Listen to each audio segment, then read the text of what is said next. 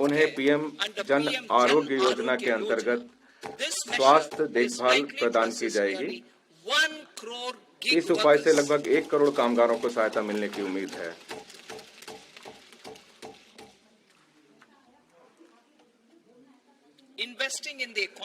अर्थव्यवस्था में निवेश, अवसंरचना में सार्वजनिक निजी भागीदारी। अवसंरचना से जुड़ा प्रत्येक मंत्रालय 3 वर्ष पाइपलाइन वाली परियोजनाओं को लाएगा जिन्हें पीपीपी मोड में कार्यान्वित किया जा सके। राज्यों को भी ऐसा करने के लिए प्रोत्साहित किया जाएगा और वे पीपीपी प्रस्तावों को तैयार करने के लिए IIPDF भारत अवसंरचना परियोजना विकास निधि स्कीम से सहायता ले सकते हैं। अवसंरचना के लिए राज्यों को सहायता, पूंजीगत व्यय और सुधारों के लिए interest free loans to states for capital expenditure and incentives. पूंजीगत व्यय और सुधारों के लिए प्रोत्साहन हेतु राज्यों को 50 वर्ष की अवधि वाले ब्याज मुक्त ऋण हेतु 1.5 लाख करोड़ के परिव्यय का प्रस्ताव किया जाता है। परिसंपत्ति मौद्रीकरण योजना 2025-30 वर्ष 2021 में घोषित प्रथम परिसंपत्ति मौद्रीकरण योजना की सफलता को आगे बढ़ाते हुए नई परियोजनाओं में 10 लाख करोड़ की पूंजी निवेश के लिए वर्ष 2025-30 हेतु द्वितीय परिसंपत्ति मौद्रीकरण योजना को शुरू किया जाएगा। इस योजना को सहायता प्रदान करने के लिए विनियामक और राजकीय उपायों को सुसंगत बनाया जाएगा। जल जीवन मिशन वर्ष 2019 से 15 करोड़ से अधिक परिवारों को नल से पेयजल प्रदान किया गया है, जो ग्रामीण आबादी का 80% हिस्सा है। 100% कवरेज हासिल करने के लिए बढ़े हुए कुल परिव्यय के लिए इस मिशन का विस्तार 2028 तक करने की घोषणा करते हुए मुझे खुशी हो रही है।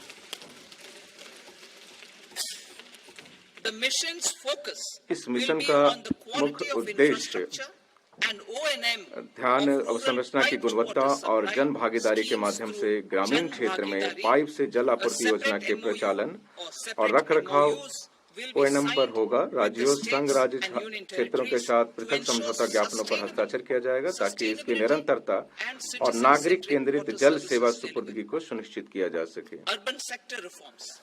शहरी क्षेत्र सुधार जुलाई के बजट प्रस्तावों को आगे बढ़ाते हुए शासन, नगर पालिकाएं सेवाओं, शहरी भूमि और आयोजना से संबंधित शहरी क्षेत्र सुधारों को प्रोत्साहित किया जाएगा। शहरी चुनौती निधि जुलाई के बजट में घोषित विकास केंद्रों के रूप में शहरों का सृजनात्मक पुनर्विकास और जल एवं स्वच्छता के लिए प्रस्तावों को कार्यान्वित करने हेतु सरकार 1 लाख करोड़ की शहरी चुनौती निधि स्थापित करेगी।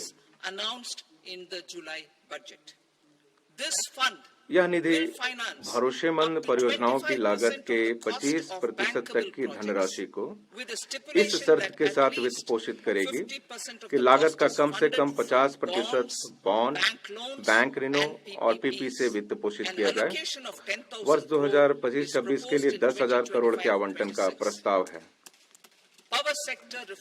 विद्युत क्षेत्र सुधार हम राज्यों द्वारा बिजली वितरण सुधारों और अंतर राज्य ट्रांसमिशन क्षमता के संवर्धन को प्रोत्साहित करेंगे। इससे बिजली कंपनियों की वित्तीय स्थिति और क्षमता में सुधार होगा। राज्यों को इन सुधारों पर कार्य करने पर GSDP के 0.5% अतिरिक्त उधारी की अनुमति दी जाएगी।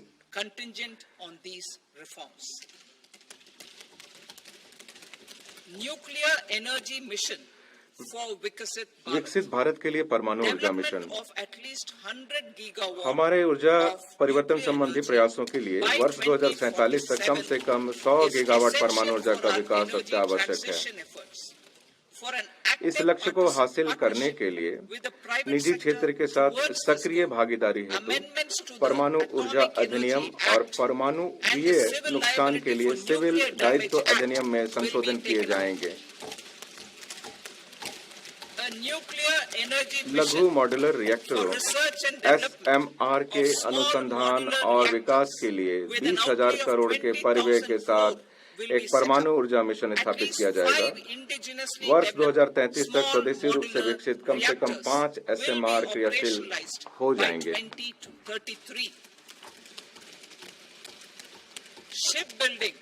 पोत निर्माण लागत संबंधी हानियों के समाधान के लिए पोत निर्माण वित्तीय सहायता नीति को नवीकृत किया जाएगा। इसमें चक्रीय अर्थव्यवस्था को बढ़ावा देने के लिए भारतीय यार्डों में शिप ब्रेकिंग के लिए क्रेडिट नोट भी शामिल होंगे। अवसंरचना सुसंगत मास्टर लिस्ट HML में निर्दिष्ट आकार से अधिक बड़े जलपोतों को शामिल किया जाएगा।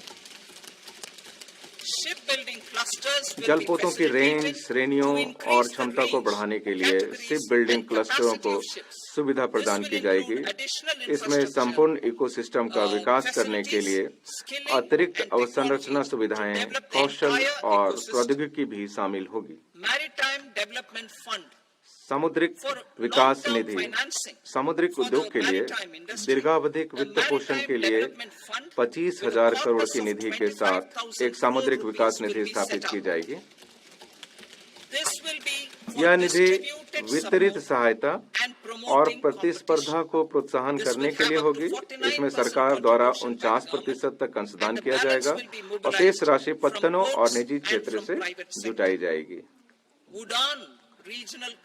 उड़ान क्षेत्रीय कनेक्टिविटी स्कीम। उड़ान ने 1.5 करोड़ मध्य वर्गीय लोगों को तीव्र यात्रा करने की उनकी आकांक्षाओं को पूरा करने में समर्थ बनाया है। इस स्कीम ने 88 हवाई अड्डों को जोड़ा है और 619 रूटों को क्रियाशील बनाया है। इस सफलता से प्रेरित होकर एक संशोधित उड़ान स्कीम शुरू की जाएगी ताकि अगले 10 वर्षों में 120 नए गंतव्यों तक क्षेत्रीय कनेक्टिविटी को बढ़ाया जा सके और 4 करोड़ यात्रियों को ऐसी परिवहन सुविधा दी जा सके।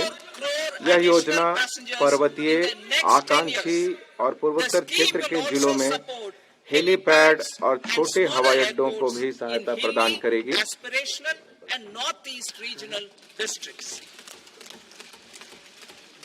Greenfield airports will be facilitated in Bihar में greenfield airport needs of the state. These will be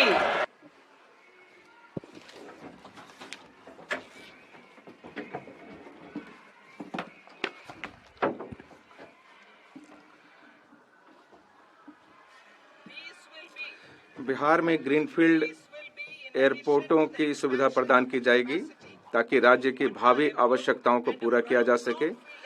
ये पटना एयरपोर्ट और बिहटा में डाउनफील्ड एयरपोर्ट की क्षमता के विस्तार के अलावा होंगे। मिथिलांचल में पश्चिमी कोसी नहर परियोजना। पश्चिमी कोसी नहर ERM परियोजना के लिए वित्तीय सहायता प्रदान की जाएगी, जिससे बिहार के मिथिलांचल क्षेत्र में 50,000 हेक्टेयर से अधिक भूमि पर बड़ी संख्या में खेती करने वाले किसानों को लाभ होगा।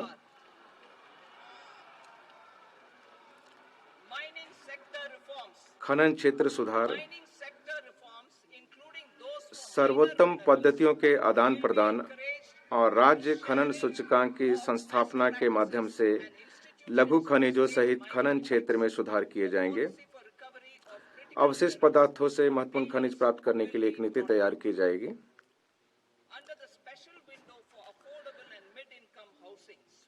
स्वामी निधि 2 किफायती और मध्यम आय आवास के लिए विशेष विंडो स्वामी के अंतर्गत विशिष्ट आवास परियोजनाओं से 50,000 आवासीय इकाइयों का निर्माण पूरा कर लिया गया है और घर खरीदने वालों को इनकी चाबियां सौंप दी गई हैं। अन्य 40,000 इकाइयों का निर्माण कार्य वर्ष 2025 में पूरा कर लिया जाएगा, जिससे उन मध्य वर्गीय परिवारों को मदद मिलेगी जो ऋण पर EMI का भुगतान कर रहे थे और साथ ही अपने वर्तमान आवास में रहने के लिए किराए का भुगतान भी कर रहे थे।